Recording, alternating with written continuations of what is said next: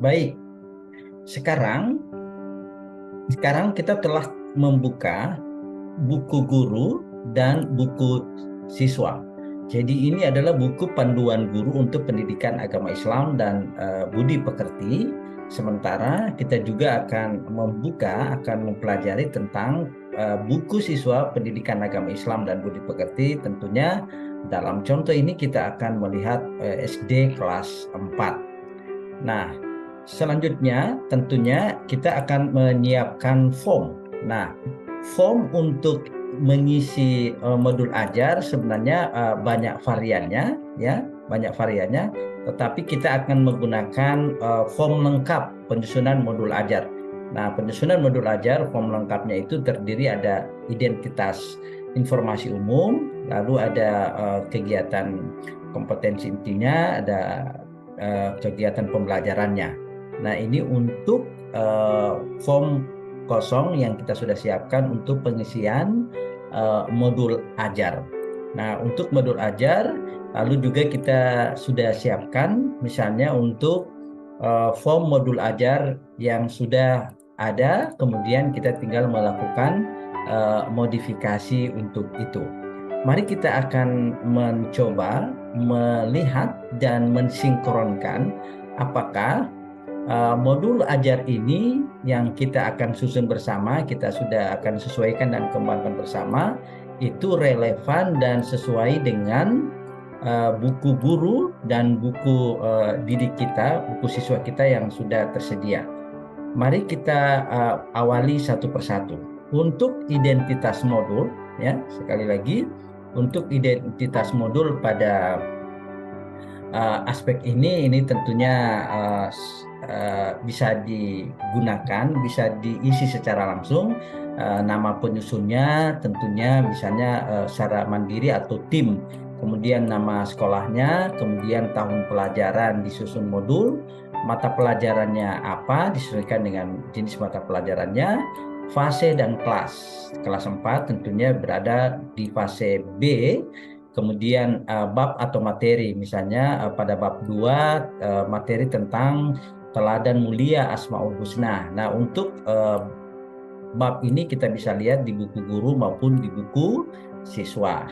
Kemudian untuk alokasi waktunya ini kita bisa lihat di buku guru. Nah, di buku guru itu tersedia tercantum tentang jumlah jam, ya, jumlah jam yang tersedia untuk kegiatan pembelajaran untuk topik ini. Misalnya untuk buku guru di sini kita bisa lihat ini sudah ada tersedia berapa sebenarnya jumlah jam yang tersedia untuk pelaksanaan topik ini, untuk pelaksanaan model, untuk pelaksanaan materi pembelajaran ini. Nah, ini kita bisa lihat di sini. Ini tersedia, ini ada 3 kali 4 jam pelajaran. Nah, di SD setiap CP itu terdiri atas 35 menit. Jadi kalau dia 3 kali 4 tentunya diakumulasi secara total. Ini ada waktunya tersedia di bagian ini, jam pelajaran. Jadi 3 kali 4 jam pelajaran. Ini kita bisa lihat di buku guru. Kemudian untuk kompetensi awal, ini rumusan kompetensi awal itu adalah rumusan yang dirumuskan oleh guru yang mensyaratkan kira-kira kemampuan awal apa yang perlu dimiliki oleh peserta didik sebelum memulai topik pembelajaran tersebut. Nah, ini bisa dilacak menggunakan alur tujuan pembelajaran, karena sebelum masuk pada tahap ini tentunya ada TP sebelumnya. Mungkin TP itu menjadi persyarat kompetensi awal untuk mempelajari topik ini, maka rumusan kompetensi awal bisa mengacu ke bagian itu dan juga bisa dirumuskan oleh guru. Nah, untuk kompetensi awal ini, misalnya karena dia terkait dengan teladan mulia Asmaul Husna, maka rumusannya peserta didik dapat mengenal, memahami Asmaul Husna serta meneladani, ya. Jadi itu syarat awal, mengenal, memahami dulu Asmaul Husna serta meneladani sikap mulia ini untuk bagian kompetensi awal. Kemudian untuk profil pelajar Pancasila ini kita bisa lihat di buku guru ya. Di buku guru di halaman di bagian awal buku guru itu ada informasi tentang profil Pancasila jika dia di sekolah umum. Kalau di madrasah itu ada informasi tentang profil pelajar rahmatan lil alamin. Kita bisa cek di sini ada informasi tentang ya, ini bagian ini ada informasi tentang profil pelajar Pancasila. Di sana ada rumusan nilai-nilai dimensi profil pelajar Pancasila. Ini beriman, bertakwa kepada Allah Subhanahu wa taala, mandiri, kreatif, bergotong royong dan berkebinekaan tunggal ika. Ya, berkebinekaan global ya.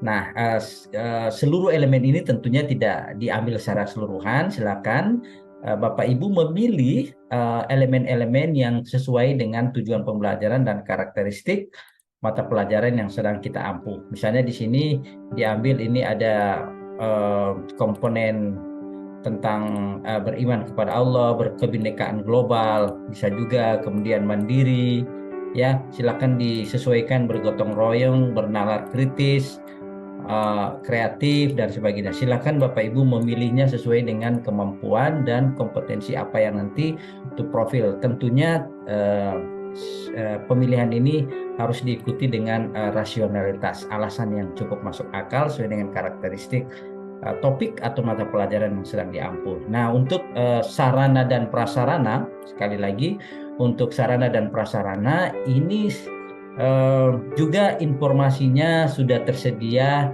di buku pegangan guru dan buku siswa. Buku pegangan guru memberikan informasi sarana prasarana apa yang perlu dibutuhkan di dalam pembelajaran ini. Di buku siswa juga diinformasikan apa kegiatan yang akan dilakukan oleh peserta didik kita terkait dengan sarana prasarana. Jadi sarana prasarana alat dan bahan ajar itu bisa kita lihat di buku ajar dan buku guru dan buku siswa. Jadi tentunya ada ruang kelas lah, ada juga yang melakukan aktivitas di luar ruang kelas.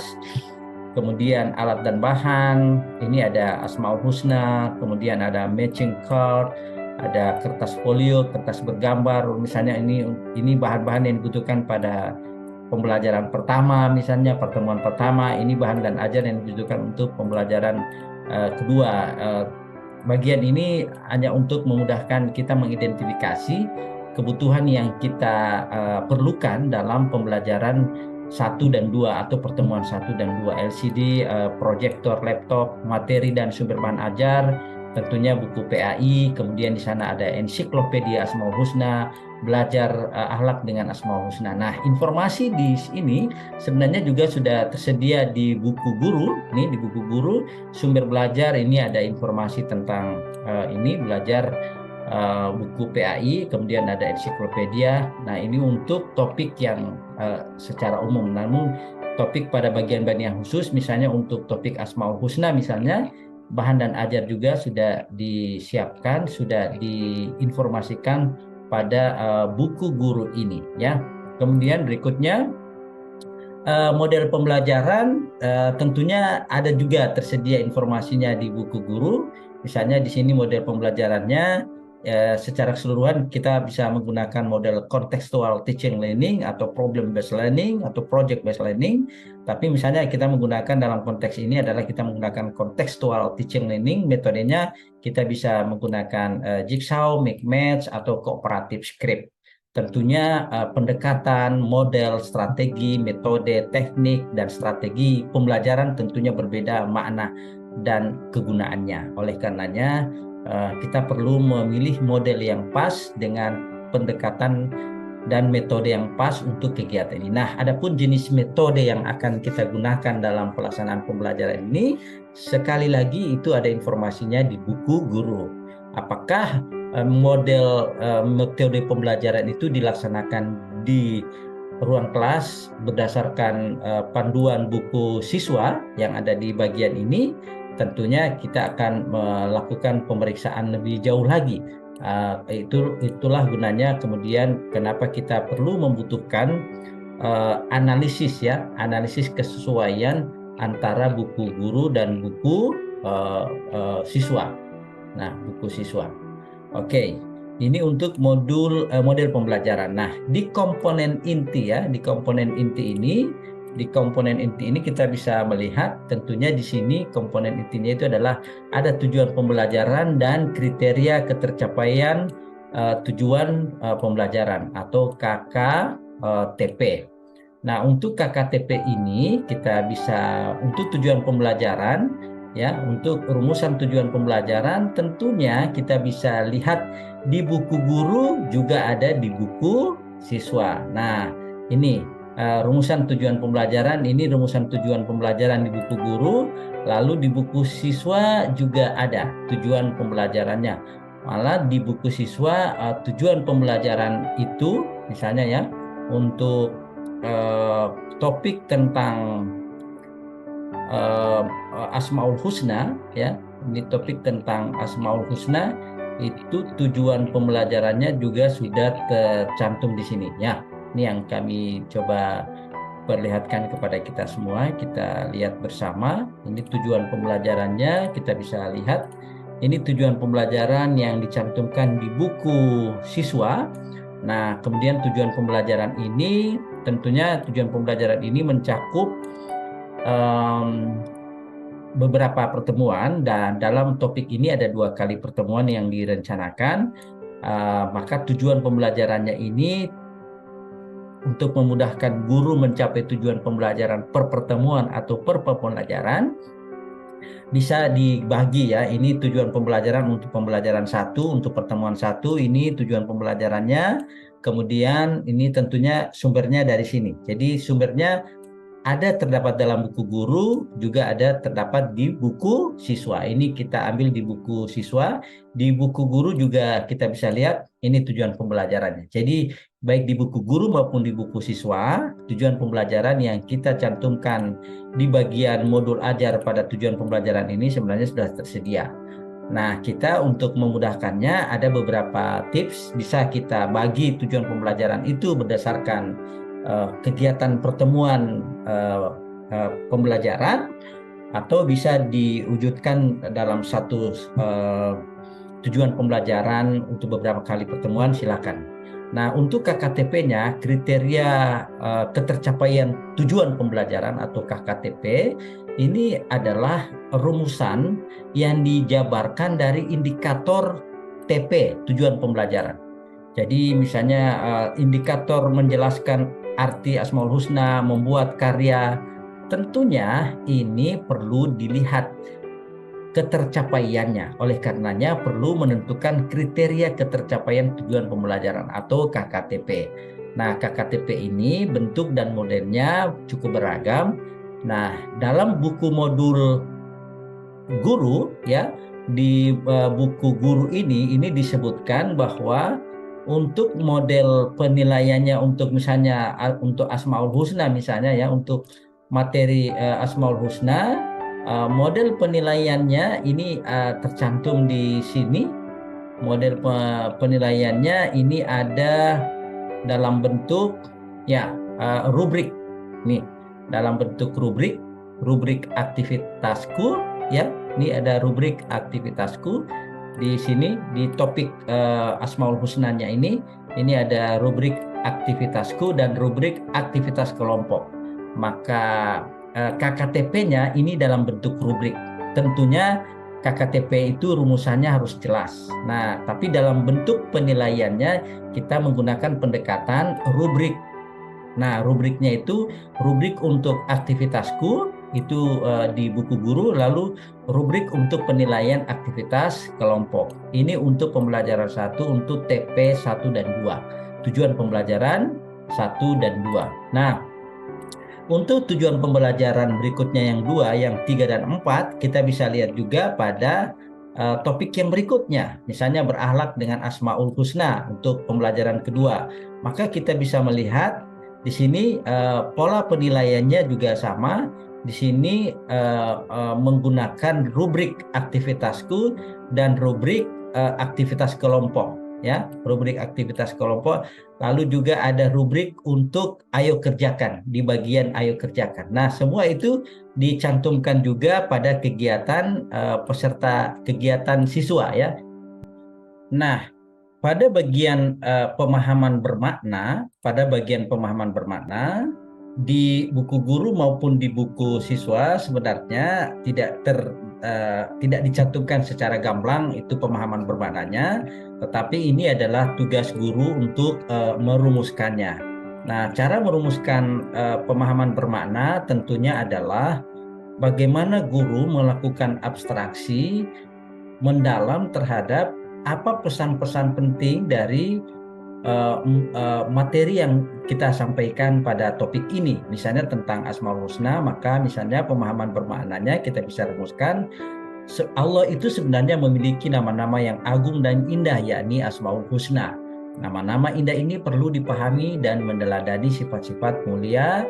Kita perlu meneladani sifat-sifat mulia Asmaul Husna. Disinilah tugas guru untuk melakukan refleksi secara mendalam, sebab pemahaman bermakna ini memiliki makna yang mendalam bagi peserta didik ketika dia akan mempelajari topik ini.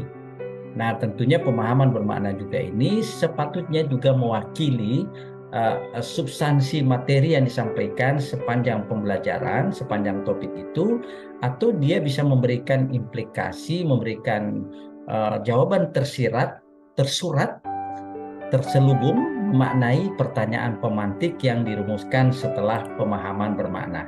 Nah, untuk pertanyaan pemantik sepatutnya itu sudah ada dalam buku guru. Kita lihat pertanyaan pemantiknya di buku guru ini sudah ada, tetapi dia bukan dalam bentuk pertanyaan pemantik. Biasanya juga bentuk pemantiknya ini tidak harus dalam bentuk pertanyaan, ada dalam bentuk kegiatan aktivitas ringan ya. Kalau di sini ini dalam bentuk pertanyaan interview ringan ya kepada peserta didik.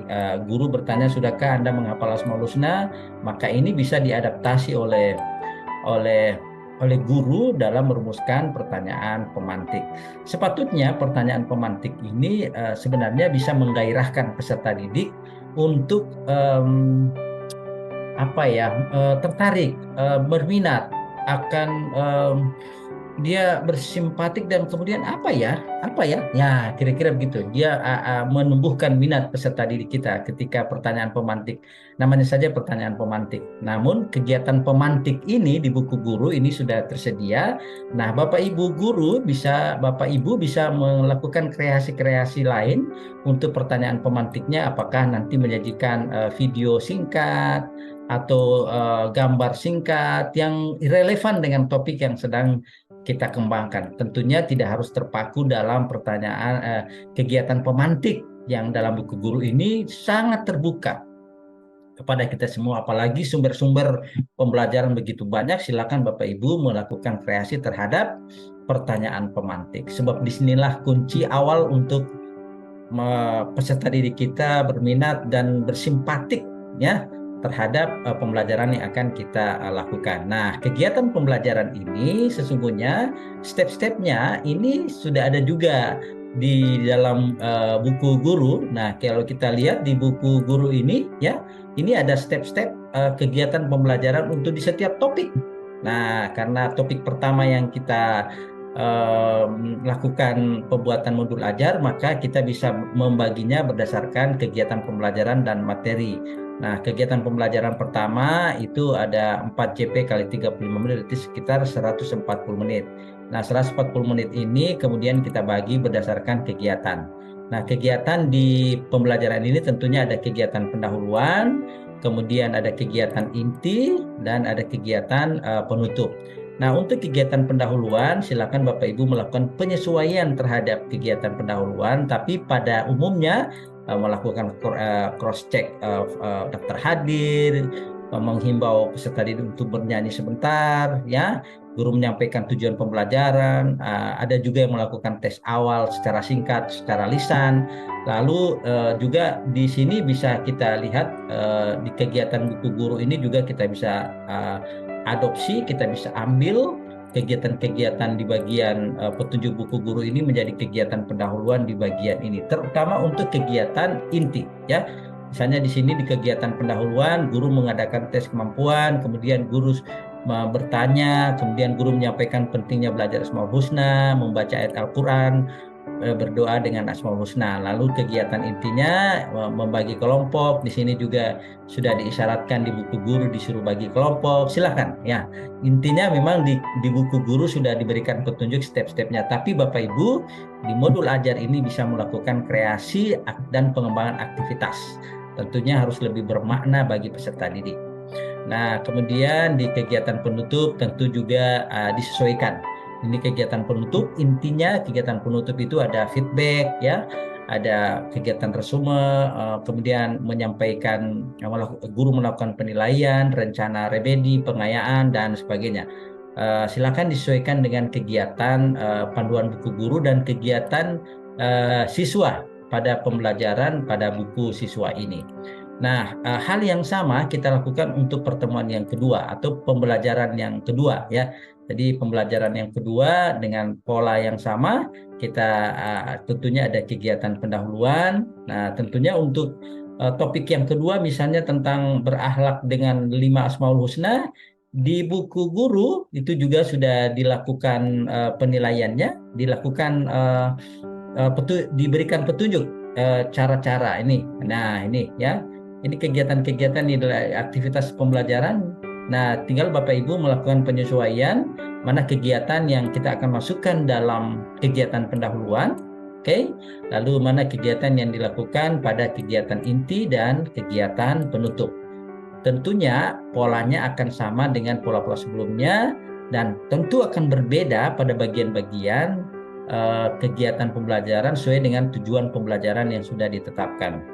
Nah, kemudian ini ada asesmen, kita bisa lihat di buku gurunya ya.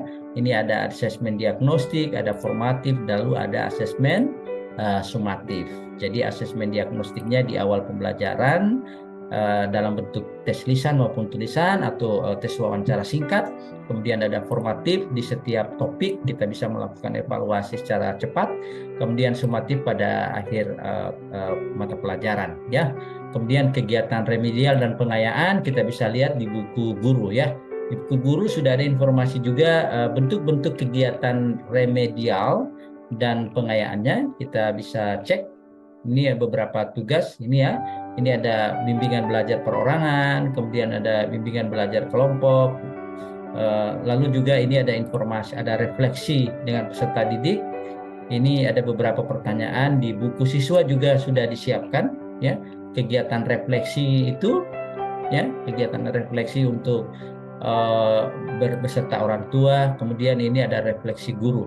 Pertanyaan-pertanyaan refleksi ini juga sudah tersedia di buku guru. Bapak Ibu tinggal melakukan penyesuaian ke penyusunan format modul ajar. Nah, untuk bagian lampiran penilaian diagnostiknya tentunya ada beberapa pertanyaan sederhana yang diajukan di awal pembelajaran ya, untuk melakukan evaluasi dan penilaian cepat kesiapan peserta didik kita dalam belajar. Kemudian tes diagnostik yang sifatnya kognitif ya. Diagnostik itu ada dua, diagnostik kognitif dan non kognitif.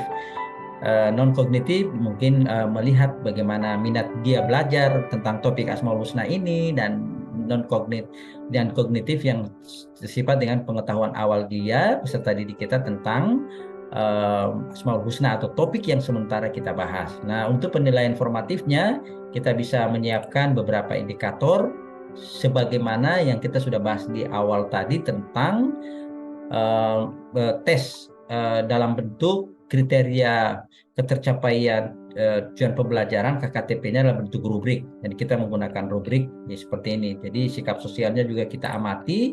Kemudian ini ada indikatornya, kemudian penilaian keterampilan kita bisa melakukan adaptasi hal-hal seperti itu. Untuk penilaian pedoman penilaian kelompok juga ada. Nah, bagian-bagian yang kami tunjukkan ini ada tersedia di buku guru, tetapi kita mensistematisasikannya ya,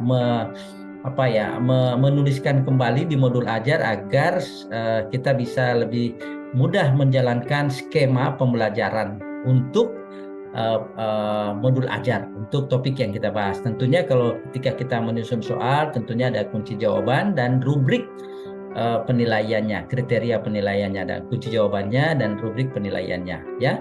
Kemudian ini ada penilaian sumatif ada topik pertanyaannya, kemudian ada jawaban-jawaban yang alternatif untuk menjadi komponen penilaian kita, ya. Dan bagian akhir ini kita bisa menyiapkan LKPD, ya, LKPD peserta didik kita, lalu bacaan-bacaan yang relevan bisa disiapkan oleh guru dalam peningkatan pengetahuan peserta didik kita ketika mereka mencari referensi-referensi lain pengembangan untuk topik kita tentang Asmaul Husna ini misalnya. Kemudian ada glosarium. Glosarium merupakan beberapa keyword, kata kunci yang penting dalam topik ini yang kemudian bisa dipahami secara cepat dan mudah diingat oleh peserta didik kita. Kemudian cantumkan daftar pustaka yang kita gunakan dalam penyusunan modul ajar. Tentunya sumber internet juga menjadi penting. Dan terakhir ini ada identitas penulis penyusun. Ya, tentunya juga modul ajar yang sudah disediakan oleh pemerintah yang kita bisa akses dari berbagai sumber, kita bisa kembangkan dan tentunya perlu mencantumkan sumber yang kita lakukan modifikasi dan pengembangannya. Apa yang sudah tersedia di modul ajar ini sesungguhnya itu juga sudah ada dalam panduan buku guru. Dan panduan itu alhamdulillah sudah tersedia di setiap topik. Bapak Ibu tinggal melakukan sinkronisasi, ya, penyesuaian ke komposisi kebutuhan komponen-komponen dalam modul ajar yang tengah kita saat ini kita lakukan bersama. Semoga ini ada manfaatnya bagi kita semua Bapak Ibu dalam menyiapkan peserta didik kita yang ke arah yang lebih baik lagi. Tentunya kita berharap apa yang kita lakukan selama ini mudah-mudahan bermanfaat bagi kita semua dan terutama bagi generasi kita yang akan datang. Dan sebagai guru kita tentunya tidak perlu untuk berpayah-payah, ya, berambisi untuk menjadikan peserta didik kita menjadi orang pintar. Ya, karena kalau mereka nanti nggak pintar, kita nanti marah-marah. Nah, tapi ketika kita menguatkan keikhlasan kita untuk mengajar, kita tingkatkan kompetensi profesionalisme guru dan calon guru dan mendidik yang baik, dan jangan lupa kita terus mendoakan mereka dalam sujud-sujud kita, dalam doa-doa kita. Mudah-mudahan peserta didik kita akan menjadi orang yang terbaik dan bisa meraih kunci surga bagi kita semua, insya Allah, bagi kita dan generasi yang beradab. Demikian, terima kasih atas kesempatannya, terima kasih atas keikhlasannya menikmati sajian sederhana bagaimana menyusun modul ajar yang masih jauh dari kesempurnaan ini. Tentunya saran, kritik, dan tanggapannya akan kami sangat harapkan. Terima kasih, semoga bermanfaat. Akhirul kalam. Wabillahi taufiq wal hidayah. Wassalamualaikum warahmatullahi wabarakatuh.